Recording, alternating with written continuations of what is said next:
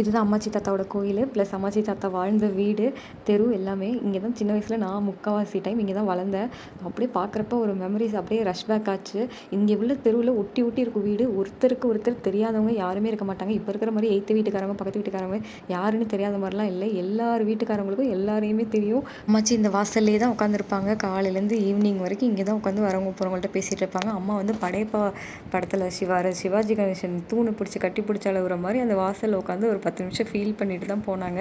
அப்புறம் பிள்ளைங்கள்லாம் சேர்ந்து ட்ரீட் கேட்டுச்சுங்கன்னு சொல்லி நேராக சங்கீதாஸ்க்கு வந்துட்டு ஆட்டோ விட்டாச்சு. ஆனால் வெஜிடேரியன் ஹோட்டலில் தான் வாங்கி தருவேன்னு ஸ்ட்ரிக்டாக சொல்லி மனசை உடைச்சிட்டாங்க.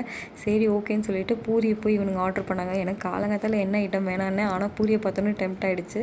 அப்புறம் நான் ஒரு கீ ரோஸ்ட்டு, அம்மா ஒரு வழக்கம் போல் ஒரு ரவா ரோஸ்ட்டு ஆர்டர் பண்ணி சாப்பிட்டாங்க. சட்னியெல்லாம் செம்மையாக இருந்தது. வெங்காய சட்னி, தேங்காய் சட்னி, இட்லி பொடி அப்படின்னு சொல்லிட்டு. அப்புறம் நெக்ஸ்ட்டு வழக்கம் போல் காஃபி குடித்தாச்சு. காஃபி குடிக்கிறப்ப தான் என் புருஷன் ஞாபகமே வந்துச்சு. ஏன்னா எப்போதுமே பிரேக்ஃபாஸ்ட்லாம் முடிச்சிட்டோன்னா 1/2 போட்டு காஃபி குடிப்போம். ஸோ நான் ரொம்ப மிஸ் பண்ணுறேன். லாஸ்ட்டாக ஒரு ஸ்வீட் சாப்பிட்டு நம்மளோட ட்ரீட்டை முடிச்சாச்சு. அப்படி இருந்தாலும் என் பையனுக்கு பத்தலையா ஒரு ஜெர்சி வாங்கி கொடுங்க அம்மாச்சி ப்ளீஸ் அப்படின்னா நேராக பஜாருக்கு போய் ஒரு ஜெர்சி பார்த்தோம். ஆனால் எதுவும் செட் ஆகலைன்னு அகமத்தில் போய் வாங்கிட்டு கிளம்பியாச்சு.